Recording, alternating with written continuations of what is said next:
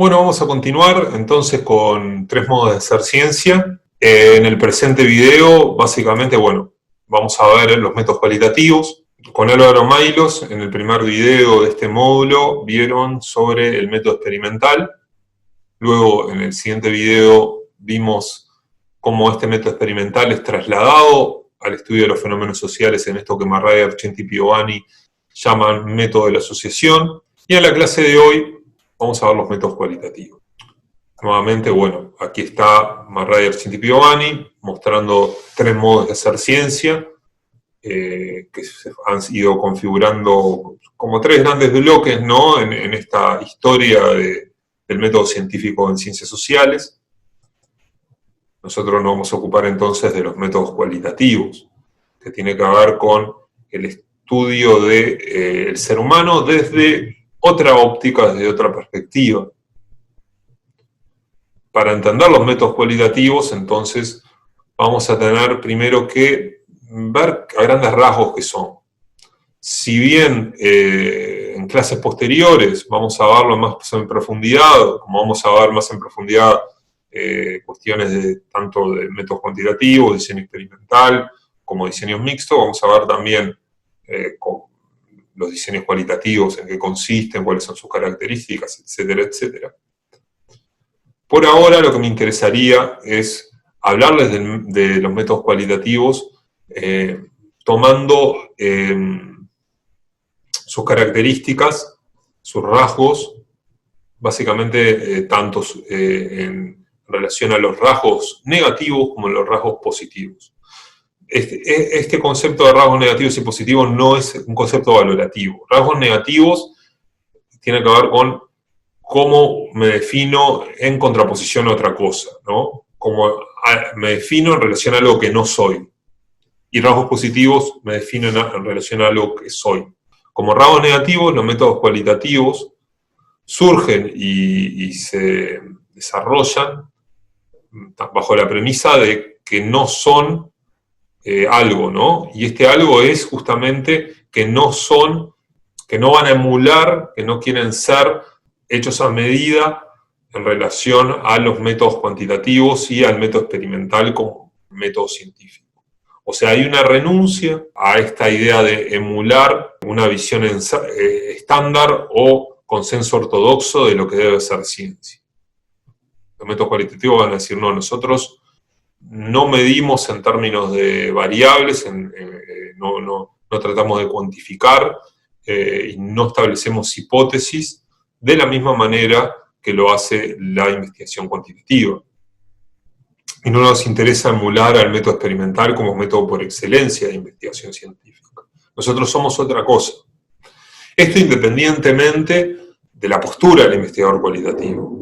Pueden haber investigadores cualitativos que digan, yo hago investigación cualitativa y es distinta a los métodos cuantitativos, pero, más allá de que es distinta, es complementaria.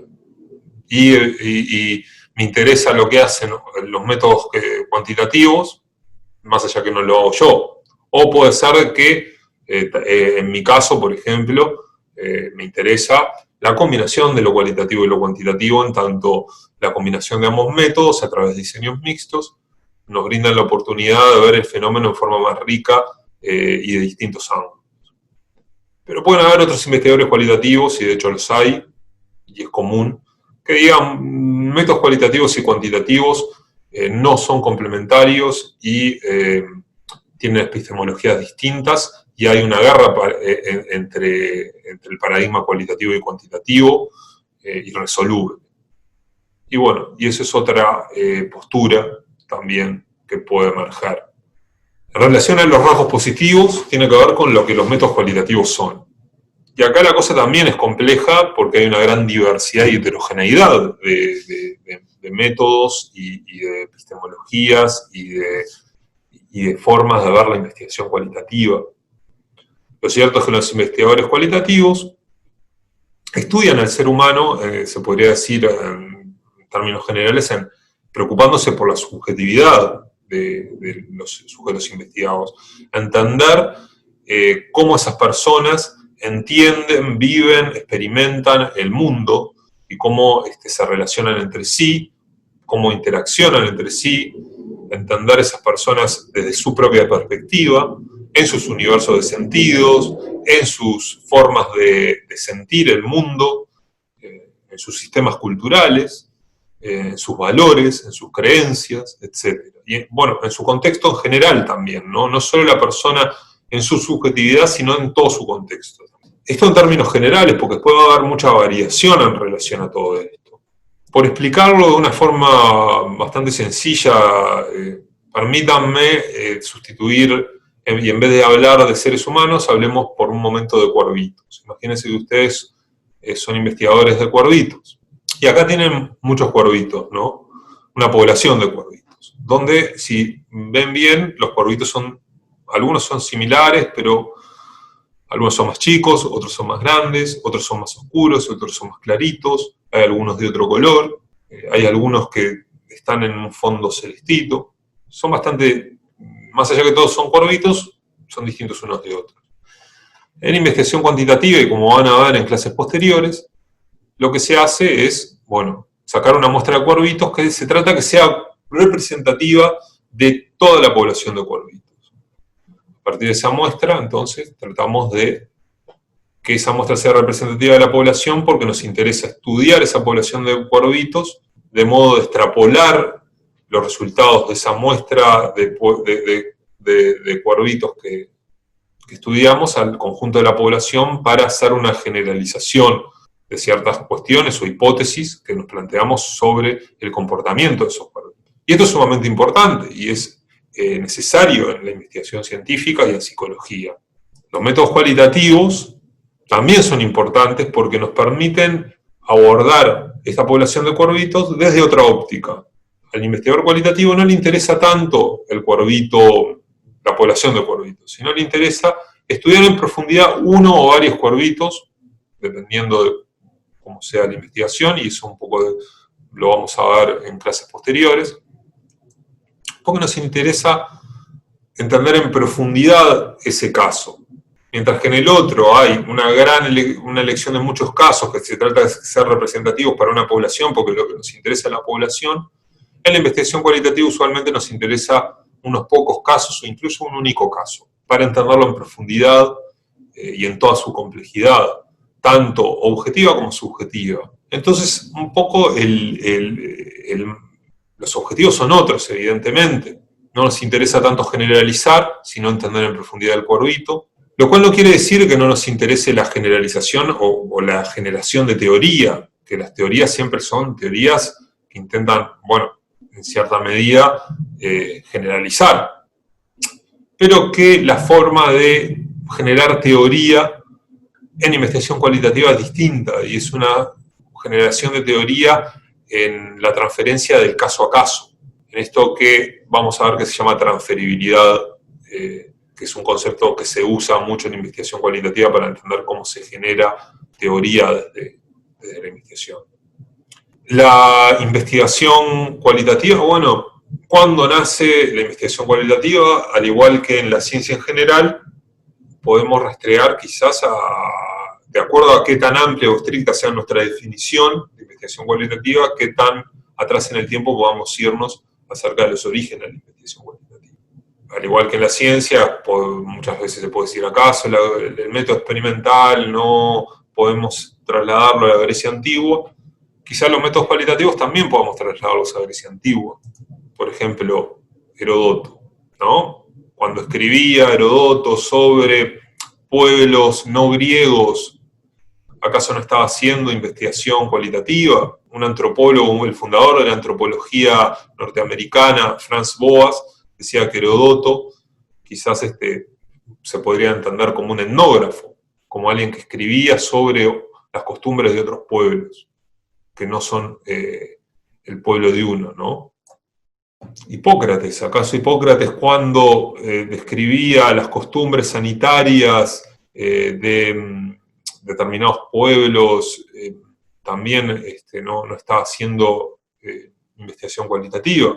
Cuando escribía las enfermedades endémicas, las costumbres y cómo todo eso influía en la salud en un poblado determinado, ¿no? De hecho, un profesor mío Joseph Comeyes habla de cómo, de alguna manera, las etnografías médicas, nosotros vamos a ver de qué son las etnografías. Comeyes dice las etnografías médicas, ¿acaso no podrían rastrearse a Hipócrates en Grecia antigua o incluso a los médicos neohipocráticos del siglo XVIII y XIX? Lo cierto es que cuando nos vamos más acá en el Renacimiento, que vimos que era el método experimental, desde esa concepción moderna, con figuras como Galileo Galilei y otros científicos y filósofos que formulan el método experimental, tenemos como que, bueno, se empieza a formular el método experimental, empiezan a tener empuje las ciencias naturales, y hay un montón de corrientes y de eruditos en las universidades que empiezan a plantearse, bueno, si esto es la ciencia, y la ciencia es el conocimiento legítimo, ¿nosotros qué hacemos? Ustedes pónganse a pensar en la gente que se dedicaba a hacer historia, o a hacer teología, o a estudiar textos antiguos. Todas esas personas, o a estudiar el derecho, bueno, todas esas personas, ante la emergencia del método científico formulado, tal y como lo vimos en el método experimental, todas estas personas empiezan a preguntar, bueno, nosotros qué es lo que hacemos, qué es nuestro conocimiento. Un clásico que ejemplifica este problema es Giambattista Vico, quien en su libro Ciencia Nueva, de 1752, justamente habla de este problema. Giambattista Vico va en contra de este racionalismo cartesiano que dice que habla de ideas claras y distintas. Y Vico dice, nosotros en los que estudiamos hechos cívicos, él lo llama así, no estudiamos cosas objetivas que pueden ser medibles, estudiamos verdades que se producen con los hechos, porque el ser humano en su historia produce hechos en esta máxima que él llama verum ipso facto. La verdad se produce con los hechos en la historia de los seres humanos. Ustedes imagínense que son historiadores y están estudiando la batalla de las piedras. La batalla de las piedras es un producto histórico que se produce con las interacciones de determinados personajes históricos, actores históricos, que en sus interacciones producen hechos históricos y sociales. Estos hechos no pueden ser abordados a través de un método experimental de las ciencias naturales, sin ser reducidos a cosas que no interesan para el historiador o no son centrales para el investigador. ¿Por qué? Porque estos hechos cívicos tienen una contingencia histórica y son producidos por el ser humano a través de sentidos que impregnan también sus acciones. De esta manera pone en el tapete Vico a lo que esta tensión que hay entre las emergentes ciencias naturales y otras corrientes, disciplinas y tradiciones que hacían otra cosa y que era también valiosa y también tenía una forma de hacerse sistemática, pero que no trabajaba en términos de variables, sino trabajaba en términos de sentidos, representaciones, acontecimientos históricos, etc. Siguiendo esto, también tienen a Immanuel Kant, que Immanuel Kant es una figura sumamente compleja y de una filosofía que abarca, de la cual se derivan distintas corrientes, tanto de las más vinculadas al positivismo y las ciencias naturales, como a las vinculadas a las corrientes más cualitativas y apartadas de la visión estándar de hacer ciencia. ¿Por qué? Porque la filosofía de Kant es sumamente compleja, yo no me atrevo a desarrollar muy en su extensión todo esto porque seguramente me equivocaría. Lo cierto es que, por ejemplo, de los conceptos como el apriorismo trascendental y del sujeto trascendental, derivan cuestiones que luego van a ser formuladas por el positivismo lógico, mientras que ideas como la idea de la percepción o esta crítica kantiana a los límites de la razón y los límites del conocimiento van a derivar en todo un movimiento que se llama el movimiento neokantiano, que va a ser las bases filosóficas para el surgimiento de la investigación cualitativa a fines del siglo XIX. Justamente aquí van a surgir, en esta crítica neokantiana, sumada al romanticismo alemán y en confrontación con una visión del iluminismo francés y de la apología a la razón y a la ilustración, el romanticismo y el neocantismo, va a promover otra visión filosófica,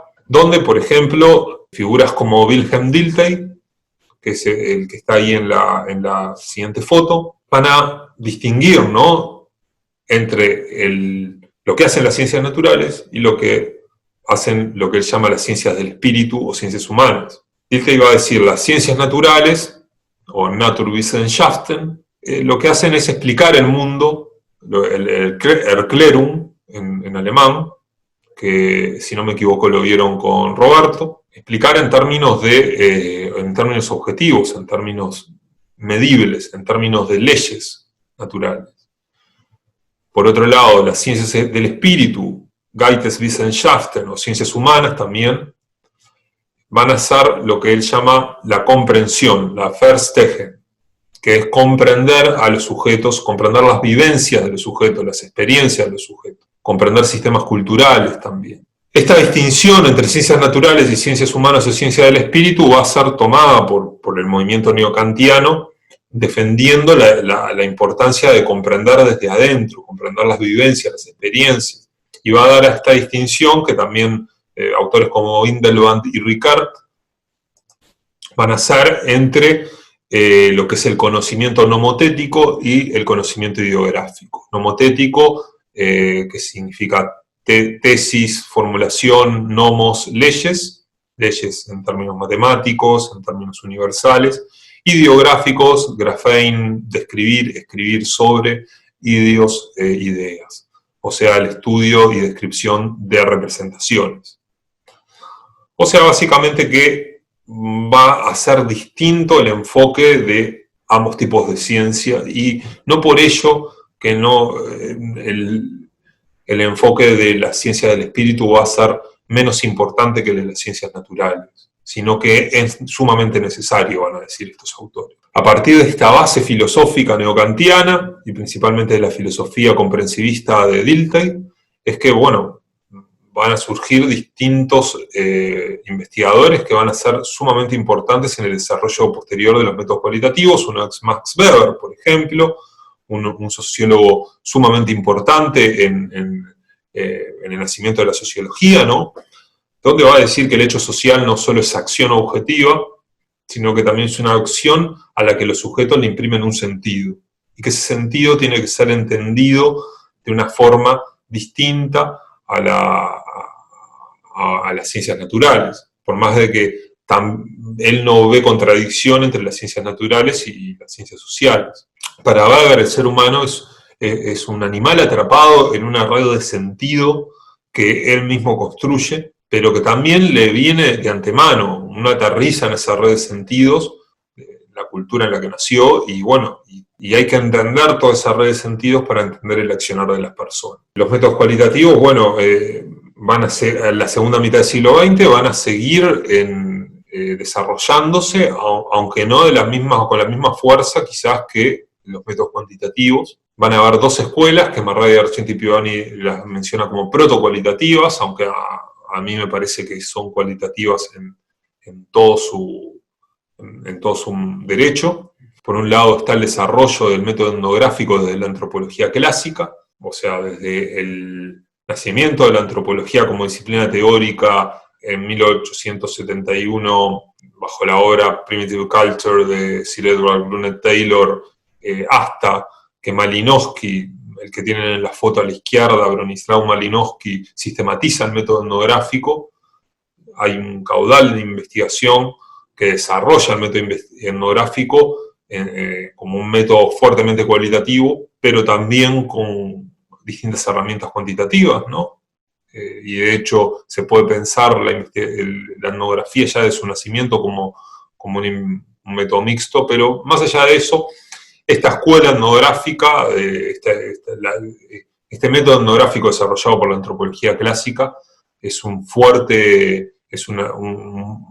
le imprime una gran fuerza a los métodos cualitativos y al desarrollo de los métodos cualitativos en esta primera mitad del siglo XX.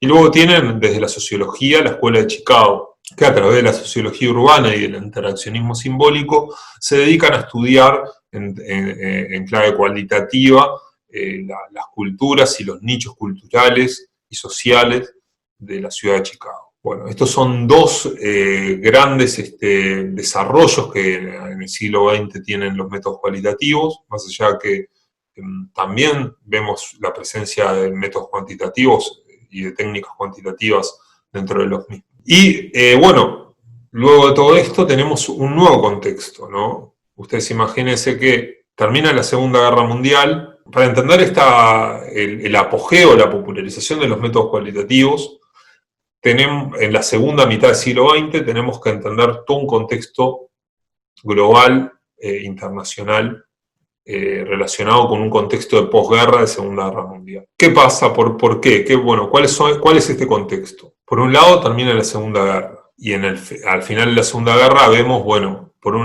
tenemos el desarrollo de armas de destrucción masiva, como la bomba atómica, el comienzo de la Guerra Fría. En este contexto hay muchas cosas que están pasando en la sociedad occidental en su conjunto. Por un lado, tenemos que hay determinados, lo que François Lyotard llama posmodernidad, comienza a surgir en este momento, ¿no? Y que tiene que ver con la caída de los paradigmas emancipatorios de Occidente. O sea, hay determinados proyectos, se podría decir, generales de Occidente, donde, bueno, supuestamente íbamos había un progresivo desarrollo de nuestras sociedades y que involucraron una emancipación social y que empiezan a caer. Empieza a caer el proyecto emancipatorio de derecha, por ejemplo, al ver que el capitalismo opera por ciclos de crisis donde la pagan los más pobres y hay una gran inequidad social en términos globales. También se empieza una crítica al colonialismo y un proceso de colonialización al terminar la Segunda Guerra, y un nuevo contexto mundial donde ya se independizan distintos países en relación a determinadas metrópolis europeas. Hay una caída de un paradigma de izquierda también que pensaba de que iba a superarse el capitalismo a sociedades comunistas, porque se empieza a ver que la Unión Soviética o la China son regímenes totalitarios y que no dan las respuestas que tienen que dar a un futuro mejor. Pero lo que a nosotros nos interesa es que también hay cierta desconfianza a la ciencia, porque se empieza a ver que, la ciencia tiene que ver con el surgimiento de las armas de destrucción masiva, el proyecto Manhattan, el desarrollo de las bombas nucleares que terminan siendo arrojadas en Hiroshima y Nagasaki en población inocente, y la escalada armamentística entre Estados Unidos y la Unión Soviética, donde la ciencia también tiene que ver con el desarrollo de misiles balísticos intercontinentales. Todo este contexto hace que haya cierta desconfianza ante el conocimiento científico. Surgen movimientos contraculturales, antibélicos, el rock and roll, Jimi Hendrix, el mayo francés, posteriormente, feminismo, el movimiento psicodélico y la búsqueda de saberes alternativos a los grandes metarrelatos occidentales. Y a la vez el tema del cambio climático y de cómo la industrialización, apoyada también, impulsada por la ciencia, genera también problemas generales en torno al medio ambiente. O sea, parece que la ciencia y la tecnología, más que estar ayudando, son parte del problema.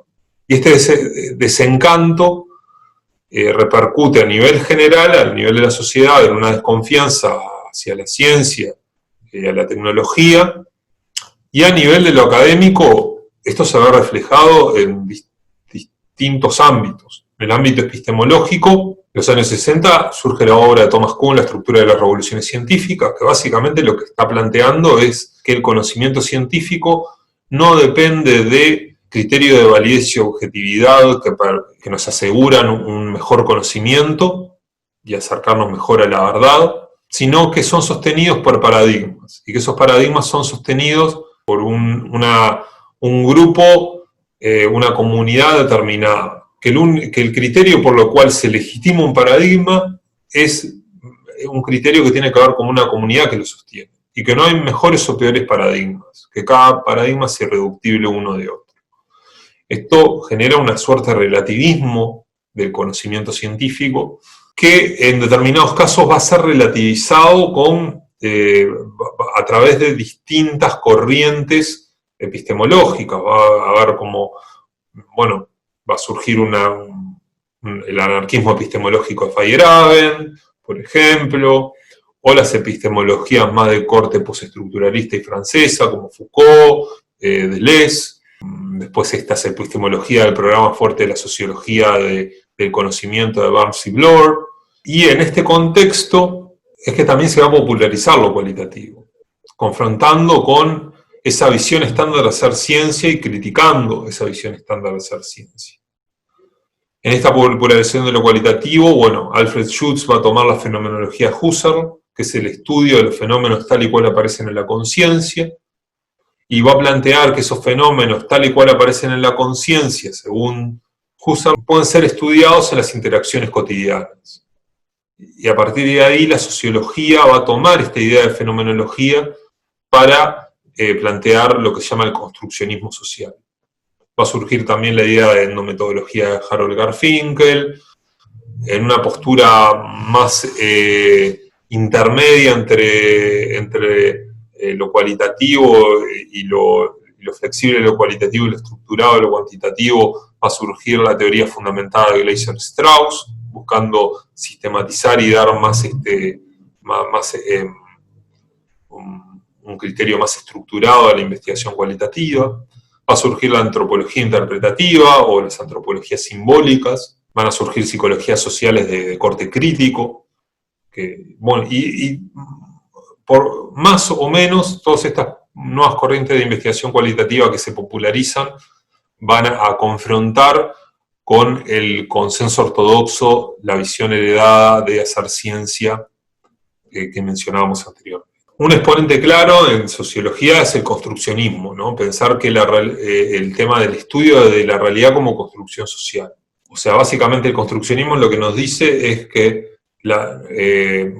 Berger y Luckmann, en su libro La construcción social de la realidad, plantean que, esta sociología del conocimiento va a embarcarse al estudio de cómo nosotros como seres humanos construimos la realidad en base a cómo la categorizamos, ¿no? Acá en este ejemplo tienen, en realidad puse acá a Foucault a la derecha y a Saitama a la izquierda, poniéndose de acuerdo en el encuentro intersubjetivo, que eso es una pipa, ¿no? O sea, lo que nos plantean Berger y Luckmann es que básicamente en el diálogo intersubjetivo, los seres humanos producimos la realidad, construimos nuestra realidad en base a consensos o en base a negociaciones. Con el tiempo de esas negociaciones, esos conceptos se naturalizan y se dan como que existen independientemente de esa interacción social, cuando en realidad no es así. De todas maneras, Berger y Luckmann no dicen de que la realidad es construida socialmente, sino que la sociología del conocimiento estudia cómo se construye la realidad social independientemente de si las cosas existen o no. Eso no es un problema de la sociología del conocimiento, sino que es el problema de la ontología de las cosas, va más allá de lo que hace la sociología del conocimiento. La sociología del conocimiento simplemente estudia cómo construimos esa realidad, más allá de que la última realidad no puede ser abordada por una sociología como tal. Con lo que se llama la crisis de la representación en ciencias sociales, esta suspensión de la ontología de las cosas, y decir, esta cautela de, nosotros solo estudiamos cómo los seres humanos se ponen de acuerdo a lo que el mundo es y no lo que el mundo es en sí, esa cautela se elimina, ¿no? Y vamos a pasar a esta crisis de la representación, donde vamos a decir que las cosas, la distancia entre las palabras y las cosas va a ser insalvable. Y esto introduce esta crisis de la representación introduce una crítica a si acaso podemos representar el mundo a través del lenguaje. Y bueno, y esto va a inaugurar lo que es, bueno, básicamente este relativismo fuerte que tienen la posmodernidad y corrientes de distinta raigambre propias de un contexto posmoderno. Pero más allá de todo esto, estos son derivas que tienen los métodos cualitativos.